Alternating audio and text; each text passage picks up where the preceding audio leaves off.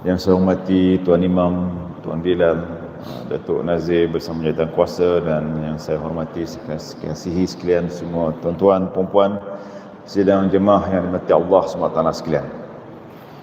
Saya rasa agak bukanlah weird ini VIP punya taraf. Tak apalah, saya menumpang rahmat VIP.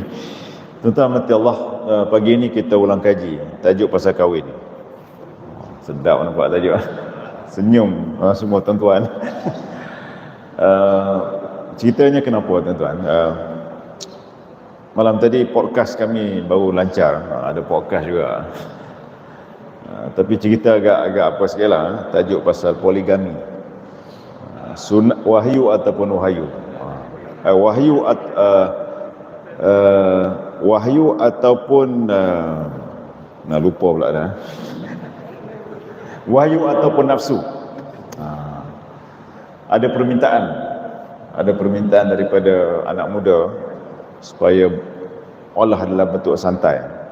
Saya cuba juga tuan-tuan ikuti anak muda punya mainstream ni, tapi pagi ni saya nak lanjutkan sikit, boleh ke?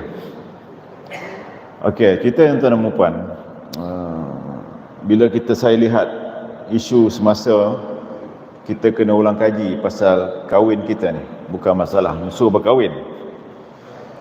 Untuk apa kita berkahwin? Apa sunnahnya perkahwinan? Monogamikah, poligamikah ataupun membujang? Ini cukup penting tuan-tuan. Jadi kita mulakan pada ayat Suratul Rum ayat 21.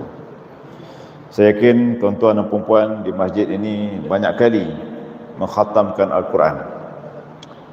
Jadi mari kita tadabbur sikit tuan-tuan. Allah beritahu pasal tujuan di antara tujuan berkahwin sesama manusia. Dan kita akan merujuk beberapa hadis, termasuk riwayat daripada sanad sahabat Nabi bernama Abu Hurairah radhiyallahu an, macam mana riwayat beliau, dan kita akan tengok kata-kata baginda sallallahu alaihi wasallam. Dan saya mulakan ayat yang ke-21 tuan-tuan. Suratul Rum. Tuan-tuan ada Quran boleh buka. Kita tadabbur dulu dengan Allah SWT. A'udzu billahi minasyaitonir rajim. Wa min ayatihi an khalaqa lakum min anfusikum azwajan litaskunu ilaiha wa ja'ala bainakum mawaddatan wa rahmah. Inna fi dzalika laayatin liqaumin yatafakkarun. Shadaqallahul azim. Rujuk terjemahan Pimpinan Rahman, JAKIM yang baru. Saya nak bawa tebal tuan. Jadi ambil ringan sikit. Jadi tuan-tuan, jika ada masjid ni kena ada tuan-tuan. Segala tafsir Pimpinan Rahman yang terbaru tuan-tuan kan ada. Kerana kita perlu menjadikan ruang-ruang tepi ini selepas baca Quran, tengok terjemahan, rujuk pada kitab hadis. Kena ada di tepi-tepi ini tuan-tuan, kitab-kitab rujukan utama untuk mengisi masa. Di samping kita berzikir, kita juga merujuk ilmu. Ini terjemahan yang terjemahan Al-Quran di Malaysia, dia mengalami evolusi, perubahan, penambahbaikan bagi meraihkan kefahaman semasa. Ini tuan-tuan, ini pada tahun 2022 punya terjemahan. Saya bagi kempen sikit. Terjemahan Pimpinan Rahman, JAKIM ini telah bermula sebelum saya dilahirkan pada tahun 1968. Tuan-tuan artinya saya dah 55 tahun ni. Tapi nak ceritanya, alhamdulillah kami sempat dan saya bacakan terjemahan ini tuan. Dan antara tanda-tanda yang membuktikan kekuasaan dan rahmatnya, Dia, iaitu Allah, menciptakan untukmu wahai kaum lelaki isteri-isteri dari jenismu sendiri, agar kamu senang hati dan hidup mesra dengannya. Dan Dia menjadikan antara kamu suami isteri rasa kasih dan sayang serta belas kasihan. Sesungguhnya perkara ini benar-benar mengandungi keterangan yang menimbulkan kesedaran bagi orang-orang yang berfikir.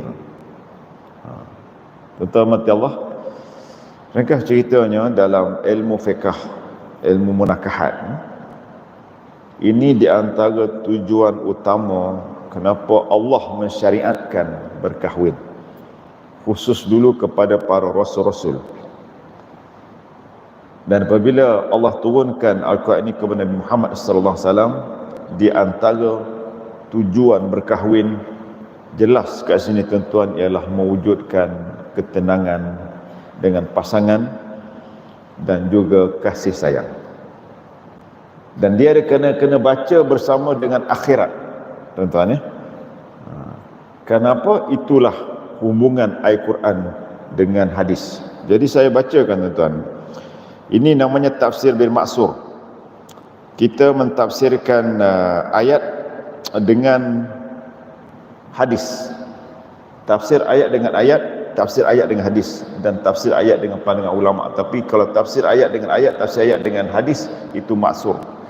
Namanya tafsir bil ma'sur. Manakala tafsir bil ra'yi ini, di samping dua sumber ini, Quran hadis, juga menggunakan pemerhatian, penukilan ulama. Jadi itu namanya bil ra'yi.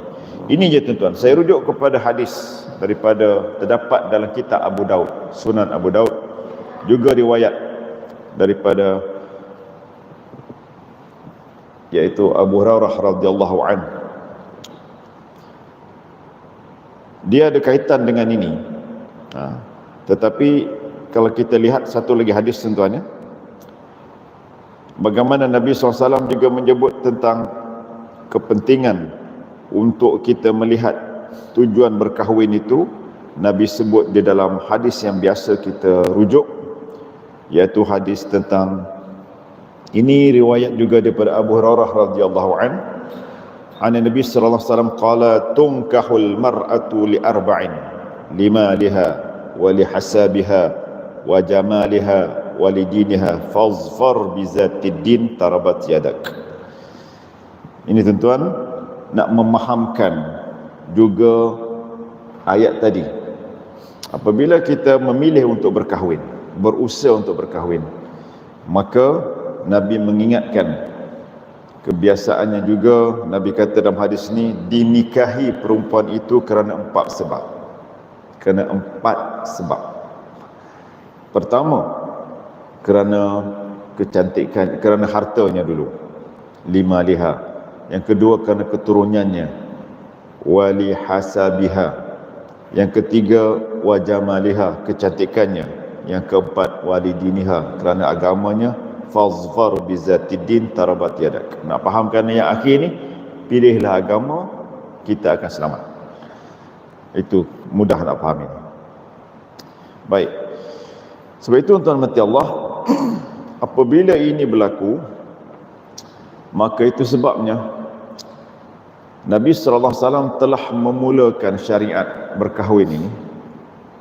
Dan isteri baginda yang pertama yang baginda nikahi dalam bentuk monogami, seorang isteri bernama Sayyidatina Khadijah radhiyallahu anha. Khadijah binti Khuwailid radhiyallahu anha. Itu isteri baginda yang pertama yang dikahwini, melahirkan beberapa orang anak. Dan ini satu syariat pilihan ketika itu. Dan pilihan ini artinya Nabi memilih seorang isteri yang Allah telah syariatkan begini. Namun kita nak terus pergi cerita yang ringkas. Bila Nabi berhijrah ke Madinah, Nabi berhijrah ke Madinah, maka turun ayat surah Nisa. Jika tuan-tuan rujuk surah Nisa sekarang ni,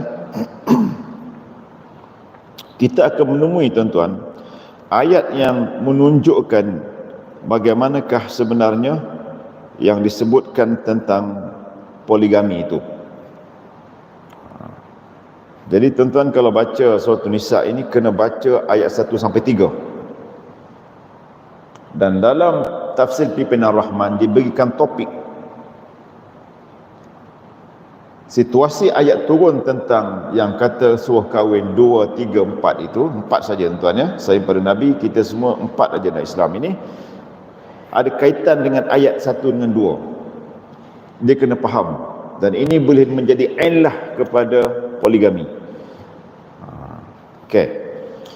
Diberikan topik dalam tafsir Pimpinan Rahman ini, ayat 1, 2, 3 ini, kewajipan wali penjaga terhadap tanggungjawabnya. Ini tuan-tuan cukup penting untuk lihat. Allah juga menceritakan bagaimana dijadikan pasangan ini daripada keduanya Allah untuk mengembangkan zuriat. Wa basna minha rijalan katsiran wa nisaa. Ini di antara juga maqasid perkahwinan dalam Islam. Di samping menjadi tenang dengan pasangan, bila dah ada pasangan, dah berkahwin, maka Allah kata akan keluar zuriat yang halal melalui perkahwinan tadi. Dan di situ Allah suruh menjaga hubungan. Ayat pertama saya bacakan ringkas. Ayat kedua cerita pasal anak-anak yatim. Ini tuan-tuan, kalau kita nak faham secara ilmu, kita buat ulang kaji. Allah kata apa? Dan berikanlah kepada anak-anak yatim yang sudah balik itu harta mereka, dan janganlah kamu menukar yang baik dengan yang buruk, dan janganlah kamu makan harta mereka bersama-sama harta kamu. Sesungguhnya demikian itu adalah dosa yang besar. Ini pada penjaga harta anak-anak yatim, penjaga anak yatim termasuk harta-hartanya. Namun ayat ketiga, ini baru cerita pasal kedua, ketiga, keempat tu, pasal kahwin. Jika kamu takut tidak dapat berlaku adil terhadap hak-hak perempuan yatim apabila kamu menikahinya, maka nikahlah perempuan lain yang kamu senangi, 2, 3 atau 4. Tetapi jika kamu bimbang tidak akan mampu berlaku adil antara isteri-isteri kamu itu, maka nikahilah seorang saja, atau pakailah hamba sahaya perempuan yang kamu miliki, yang demikian itu adalah lebih baik untuk mencegah kamu supaya tidak melakukan zaliman. Dan berikan mas kahwin pada ayat yang keempat. Baik tuan-tuan mati Allah, saya nak ringkaskan huraian ini bahawa Islam membenarkan dan Nabi SAW telah pun mengamalkan satu bentuk perkahwinan poligami kerana ada illah yang tertentu ketika itu. Termasuklah baginda menikahi seorang anak perempuan yang muda bernama Aisyah, Sayyidatina Aisyah radhiyallahu anha, termasuk beberapa orang janda yang lain yang ramai. Dan dalam hadis sahih Muslim tuan-tuan, ada 9 orang isteri baginda semasa baginda wafat, yang masih hidup isteri baginda tu ada 9 orang. Dan Islam juga mengajar tentang talak, perceraian, kerana ada satu surah bernama talak. Dan dalam riwayat menyatakan 2 isteri baginda pernah diceraikan untuk memperlihatkan satu ruang jalan keluar apabila perkahwinan, dan kenapa Islam mengadakan ada satu syariat talak dengan beberapa syaratnya. Baik tuan-tuan mati Allah, pergi kepada hukum. Ini menarik tuan-tuan, sebab kita nak sebut ada masalah sekarang yang sedang berlaku, kefahaman manusia. Saya nak cerita masalahnya ialah ada orang yang melihat dengan poligami ini, Islam ini betul-betul tak adil. Lalu timbul satu istilah polyandry. Saya baru belajar ni tuan, daripada orang mengamalkan poligami. Sebab saya bukan poligami, saya monogami. Saya berdoa kalau boleh seorang cukup lah. Itu pilihan saya. Okey. Tapi kita kena pertahankan supaya tidak dilihat fitnah kepada poligami Islam. Itu dengan ilmu, tuan-tuan dan perempuan, kita kena lapang dada. Islam, sunnah Nabi SAW memperuntukkan sedemikian. Polyandry ini tuan-tuan, kalau lelaki boleh kahwin ramai, perempuan pun boleh kahwin lelaki ramai. Itu polyandry. Di bawah poligami ini ada poligini. Inilah dia yang Islam. Ini istilah sosiologi tuan-tuan. Baik. Sebab itu apabila Nabi SAW dalam sumber Sahih Bukhari termasuk Sahih Muslim menyebut bahawa Nabi sebenarnya menggalakkan pertama manusia berkahwin, terutama orang Islam. Lelaki dan perempuan memang digalakkan berkahwin. Ya ma'syar syabab, man istata' minkumul ba'ah falyatazawwaj. Itu hadis yang masyhur. Wahai pemuda, bila kamu ada kemampuan ba'ah ni ada 2. Satu, kemampuan memberikan nafkah yang batin, dan yang kedua memberikan nafkah zahir. Maka berkahwinlah. Namun siapa yang tak mampu, ini tuan-tuan, hendaklah berpuasa, kerana puasa itu merupakan perisai, wija. Jadi tuan-tuan, dalam Islam ini dibenarkan monogami, dibenarkan poligami, dan juga diharuskan siapa yang tak mau berkahwin kerana sebab tertentu. Tuan walaupun mungkin ada hadis yang melarang orang membiarkan diri tanpa berkahwin, tapi tidak menjadi kesalahan. Dan ini telah pun terbukti dalam ulama yang hebat dalam Islam ni, seperti Imam Nawawi yang menggunakan masa beliau untuk khidmat pada ilmu. Dan begitu beliau juga menghuraikan tentang bab perkahwinan, tuan-tuan, dalam kitabnya ada hadis dan sebagainya. Jadi tuan mati Allah, kita perlu melihat bahawa tujuan perkahwinan yang berkaitan dengan akhirat, ini saya yang penting tuan-tuan. Dia bukan numbers, tetapi ialah perkahwinan itu. Jika betul membuat pilihan numbers, maka kita kena lihat pada ayat yang 21, termasuk juga ayat yang 3 surah Nisa. Ayat 21 Rum ni kena faham, dan ayat 3 surah Nisa ini kena faham. Allah menyatakan 2 kali tuan-tuan, Allah menyebut tentang apa? Tuqsitu, dan juga tentang ta'ad. Tentang apa? Tentang ta'dilu. Tuqsitu dengan ta'dilu. Maksudnya apa kat sini? Tuqsitu itu mesti berkemampuan untuk membuat satu keadilan. Dan sama ada dalam bentuk poligami atau monogami, tuan-tuan, kita mestilah melaksanakan tanggungjawab. Itu maksudnya. Sebab itu jika kita ada seorang isteri, mesti kita laksanakan tanggungjawab sebagai suami, kerana itu akan dipersoalkan oleh Allah SWT. Dia termasuk dalam kefahaman hadis kullukum ra'in wa kullukum mas'ulun an ra'iyatih. Cantik indah ni Islam. Anda sanggup ambil ramai, anda kena bertanggungjawab kepada 2 ba'ah tadi, 2 tanggungjawab yang paling utama, iaitu batin dan juga bersifat nafkah zahir. Emosi, tanggungjawab, kasih sayang perlu. Dan Nabi SAW telah pun melihatkan, dalam hadis ada bagaimana Nabi menggunakan masa untuk menggilirkan masa-masa bersama isteri-isteri baginda sallallahu alaihi wasallam. Sebab itu tuan mati Allah, kesemua ini perlu dikaitkan dengan akhirat dan kematian. Tuan-tuan ya, perkahwinan ni perlu dikaitkan dengan kematian dan akhirat. Sebab itu, apakah dia satu tuntutan wahyu ataupun nafsu? Siapa nak jawab? Kita boleh jawab. Yang jadi saksi kahwin tak boleh jawab, tuan-tuan. Yang jadi wali kahwin tak boleh jawab. Kita, ketika kita, aku terima nikahnya. Sebab itu, tuan-tuan mati Allah, saya pergi poin yang berikutnya, menjadi satu makna kepada keadilan itu, kita mesti ikut saluran undang-undang. Ini saya punya input. Apabila kita melihat pelbagai masalah, tuan-tuan, kita melihat pelbagai realiti yang ada, maka rupanya kita kena mengingatkan soal keadilan itu kena didaftarkan yang sah perkahwinan ini.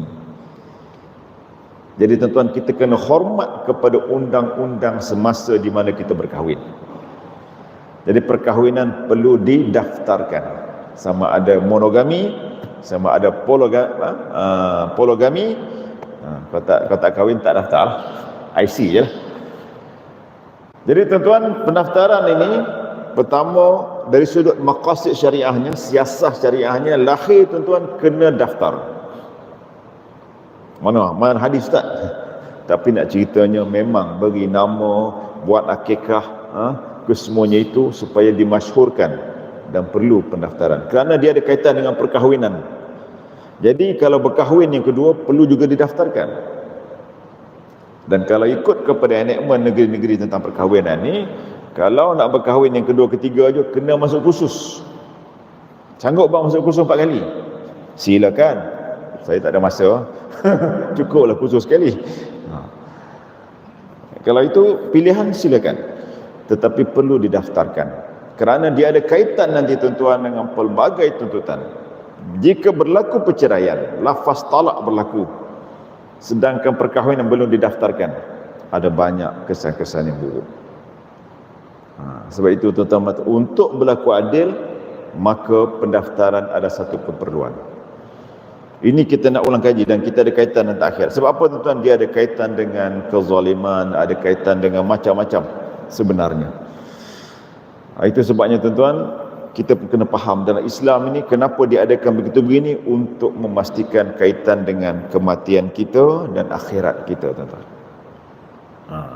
Sebab itu tuan-tuan mati Allah, perkahwinan ini kena faham pada yang tadi, fazfar bizatid din tarabat yadak.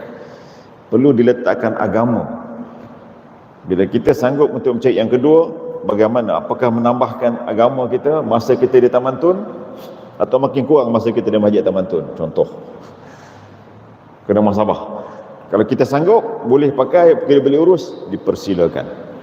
Tetapi yang lain-lain, jika ada anak, tanggungjawab nafkah. Tuan-tuan, jangan besok anak akan mengadu pada Allah. Ya Allah, ayah aku ni ramai anak, tapi aku ni belanja pun tak ada. Nak jawab macam mana, tuan-tuan? Ini bukan saya menakutkan pada orang yang poligami, yang monogami punya tu juga. Monogami punya saya pun, kalau anak ramai tapi tak adil kepada kesemua pun akan dipertanggungjawabkan. Sebab itu tuan-tuan mati Allah, apabila kita bercerai, saya pergi yang ketiga, kerana perceraian dalam Islam ini memang ada sebab. Walaupun itu perkara yang paling halal, Allah tak suka, tetapi memang ada hukum dan peraturannya. Ringkas ceritanya, perceraian perlu didaftarkan mengikut peraturan semasa. Tuan-tuan boleh tahu, dan Arif lagi mungkin daripada saya. Dan yang ketiga, yang keempat tuan-tuan, kematian juga perlu didaftarkan, kerana dia ada kaitan dengan surat beranak anak-anak kita, surat kahwin kita, tuan-tuan, dan mungkin juga surat cerai, supaya untuk mengelakkan masing-masing berapa hak. Dan Islam cukup matematik pembahagian ini. Sebab itu tuan-tuan mati Allah, sebab itu kita perlu jelaskan, kahwin bukan ikut trending. Viral kahwin dua semasa serentak, terus muda terus kahwin dua. Kena tahu tanggungjawab. Orang tu buat, kita membuat. Ini tuan-tuan, bagus untuk kahwin, memang kita sokong, tetapi biar bersama tanggungjawab. Amat malang lepas berkahwin 2 bulan, bercerai dan sebagainya, dia banyak komplikasi. Sebab itu tuan-tuan mati Allah, kesimpulannya tuan-tuan, akhirnya sahabat Nabi, juga Nabi sendiri dan juga ulama yang memilih akhirat, tuan-tuan, mereka akan berusaha untuk menyempurnakan tanggungjawab pada usia-usia yang mungkin memungkinkan Allah mengambil nyawa kita. Maka sebenarnya sentiasa kita muhasabah tanggungjawab kita sebagai suami dan bapa kepada perkahwinan yang melengkapkan fazfar bizatid din tarabat yadak. Sebab itu tuan-tuan mati Allah, perkara ni perlu untuk kita beritahu pada ahli keluarga kita. Dan saya beritahu, saya panggil seorang sahabat yang saya kenal, dia mampu bertahan keluarga poligami dia cukup lama, anak-anak dia berjaya alhamdulillah. Maka pelajar kami mencadangkan, panggil dia ustaz, kita nak tahu apa rahsia yang baik. Tapi bila saya duduk sebelah dia berpodcast, artinya tuan-tuan, saya dapat rasakan kita semua ada tanggungjawab. Dan kita simpulkan, apa juga perkahwinan sebenarnya mesti mempersiapkan hari-hari kematian kita supaya menjadi satu keadaan yang terbaik, bukan semakin sukar kepada yang ditinggalkan, termasuk waris dan harta-harta yang berkaitan. Dan pasti tuan-tuan, kesemuanya ada kaitan dengan akhirat. Jika inilah perkahwinan dalam Islam, insya-Allah perkahwinan dalam Islam akan dilihat lebih baik dan akan menjadi tarikan dakwah sebenarnya kepada orang yang belum Islam untuk mengenali Islam. Itulah tujuan sebenarnya kalau kita nak cerita bab ni, bukan semata-mata nak memenuhi keperluan pasangan kahwin, tapi sebenarnya dijadikan majlis, ada walimatul urus pula, menjadi sunnah, membuat kadar kemampuan. Jadi kesemuanya tuan-tuan, kalau kita ikut sunnah, meminang ikut sunnah, bertunang ikut sunnah, dan berkahwin ikut sunnah, buat walimatul urus ikut sunnah, tujuan untuk ikut sunnah, mengikut kemampuan, maka tidak akan perkahwinan itu tidak akan menjadi beban. Dan lagi kita melihat keindahan beribadat setelah kita berkahwin, sama ada monogami, poligami, ataupun mungkin tidak berkahwin kerana sebab-sebab tertentu. Saya nak ulas sikit tentang tidak berkahwin sebab tertentu ni pun agak membimbangkan trend semasa. Tuan-tuan, saya membimbangkan sebab saya melihat depan mata saya. Kerana dia dah ada segalanya, mungkin dia tak perlukan. Tapi bimbang apabila dia ada syahwat di mana sebenarnya disalurkan ke tempat yang sewajarnya. Ini persoalan besar.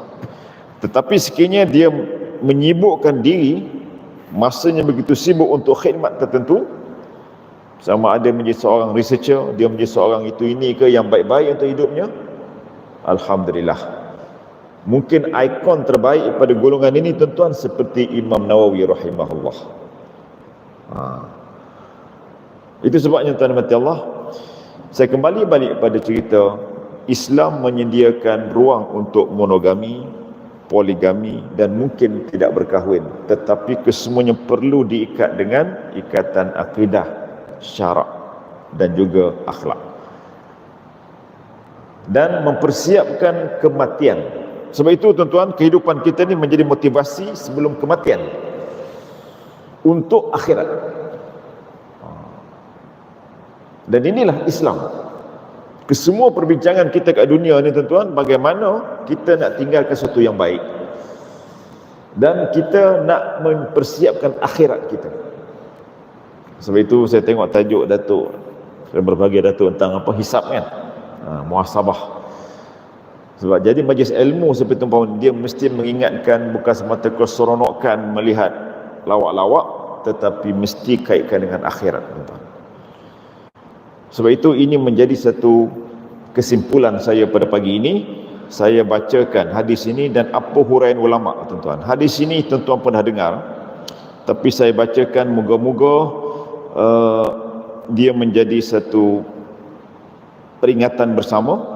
Hadis sahih tuan-tuan ya, daripada riwayat Abu Daud yang juga riwayat Abi Hurairah radhiyallahu anhu. Jadi hari ini kita rujuk dua daripada perawi Abu Hurairah yang meriwayatkan daripada kata-kata Nabi SAW. Ini yang biasa kita dengar. An Abi Hurairah anna Rasulullah SAW qala idza mata al-insanu inqata anhu amaluhu illa min salasati asya' min sadaqatin jariyatin aw ilmin yuntafa'u bih aw waladin salihin yad'u lah. Tuan-tuan ya, Nabi SAW bersabda, apabila seorang muslim meninggal ataupun mati, maka amalannya terputus kecuali 3 perkara. Pertama, dia ada bersifat option. Kalau kita mampu dapat 3-3, alhamdulillah. Kalau kita mampu dapat mungkin 1, alhamdulillah. Tapi kena usahakan tuan-tuan sebaik mungkin 3-3 ni. Pertama, sedekah jariah. Di samping yang wajib tuan-tuan, kita juga ada telah kita sumbangkan kepada bersifat wakaf yang kekal untuk kegunaan ramai, yang sifatnya lama manfaatnya. Itu namanya wakaf. Tak boleh wakaf harta tuan-tuan, wakaf dalam bentuk barang-barang yang boleh digunakan, termasuk wakaf kitab, wakaf buku, wakaf Al-Quran, orang akan guna dan baca. Kalau tuan-tuan boleh bina masjid, Masya Allah, hebat, Allah jamin syurga.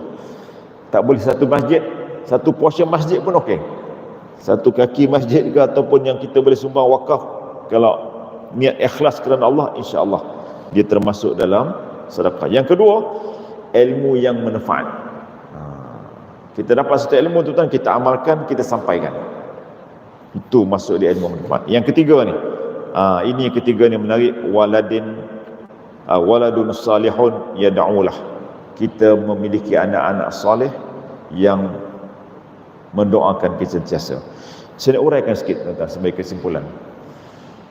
Anak soleh ini terhasil kerana kita pun soleh. Ibu bapa soleh, insya-Allah anak soleh. Kerana ibu bapa tu juga menjadi anak soleh kepada ibu bapa kita. Itu dia punya kaedah. Jika kita dikurniakan anak dalam perkahwinan, maka apabila kita soleh, tuan-tuan, kita telah berusaha menjadi anak yang soleh, bukan anak derhaka. Apa maksud anak soleh? Anak yang tidak menderhakai, yang taat kepada ibu bapa, yang buat kasih sayang. Kita duplicate balik perkahwinan itu menjadi anak tetapi kasih. Kita menjaga, kita juga bila sampai masa kita akan menjaga fizikal, material ibu bapa kita, kita anak soleh. Lalu apabila Allah rezekikan anak daripada perkahwinan, sama ada yang bapa ada seorang isteri atau ramai isteri, maka kita mula mendidik, duplicate balik apa yang kita buat pada bapa kita, pada anak kita. Maka tuan-tuan mati Allah, mereka akan mendoakan seperti kita mendoakan ibu bapa kita. Dan saya yakin yang hadir ni semua ada anak. Tak ada anak sendiri, anak saudara. Jadi kalau seorang yang tak berkahwin, tuan-tuan, tapi dia ada anak saudara, saya yakin ada. Takkan dia seorang-seorang kat dunia ni. Dia mesti ada mak ayah, dan ayah atau mak dia tu mesti ada adik-beradik, walaupun dia tak berkahwin mungkin. Tapi jangan putus hubungan dengan anak-anak saudara. Inilah tempat untuk kita membuat, ataupun mungkin mengambil anak angkat. Contoh. Sebab itu tuan-tuan mati Allah, ringkas ceritanya tuan-tuan, bersama kita menjadikan kehidupan kita ini, dalam masa kita masih diberikan nikmat ikatan perkahwinan, maka laksanakanlah persiapan untuk kematian dan akhirat kita dengan kita mengikut sunnah-sunnah Nabi SAW. Dan kita tidak boleh menafikan undang-undang semasa, tuan-tuan, kerana undang-undang semasa yang berada di negara itu akan memperlengkapkan hukum-hukum Islam, terutama dalam konteks keluarga, berkeluarga ini. Sebab itu di semua negara yang mungkin tak ada kuasa mahkamah syariah yang besar, paling tidak mereka mempunyai mahkamah untuk urusan keluarga. Sebab itu mahkamah syariah sibuk dengan pendaftaran perkahwinan, perceraian, tuntutan itu begini. Tetapi tuan-tuan, yang kita nak kaitkan supaya itu menjadi ibadat, persiapan kepada kematian dan juga akhirat kita. Jadi tuan-tuan, tidak perlu mencemuh dan tidak perlu memperlekeh kalau pilihan seorang ini monogami ke, pilihan ini poligami ke, pilihan ini tidak berkahwin, tetapi ternyata kehidupan mereka mengikut syarak dan akidah. Jadi tuan-tuan, kita mempersiapkan diri kita. Itulah sunnah Nabi sallallahu alaihi wasallam. Jadi tak ada bila saya dah dapat macam-macam. Ini cakap yang pandai ni tapi tak poligami, dia tak faham. Kita nak bersama dengan orang yang poligami dan monogami, nak memperlihatkan Islam itu indah. Itu pilihan masing-masing. Jadi tuan-tuan, semoga menjadi ibadat kita punya perkahwinan, dan anak-anak kita akan mengikuti perkahwinan yang baik dan melahirkan zuriat yang baik umat Islam, bagi memastikan sebenarnya perkahwinan ini dan zuriat ada kaitan juga dengan aspek daulah Islamiah. Itu bersambung pada kuliah akan datang. Wallahu alam. Mohon maaf jika ada kekurangan, semoga ada kebaikan. Subhanakallah wa bihamdik, asyhadu an la ilaha illa anta, astaghfiruka wa atubu ilaik. Bismillahirrahmanirrahim. Wal 'ashr. Innal insana lafi khusr illa alladhina amanu wa 'amilus shalihat wa tawassaw bil haqq wa tawassaw bis sabr. Wassalamu alaikum warahmatullahi wabarakatuh.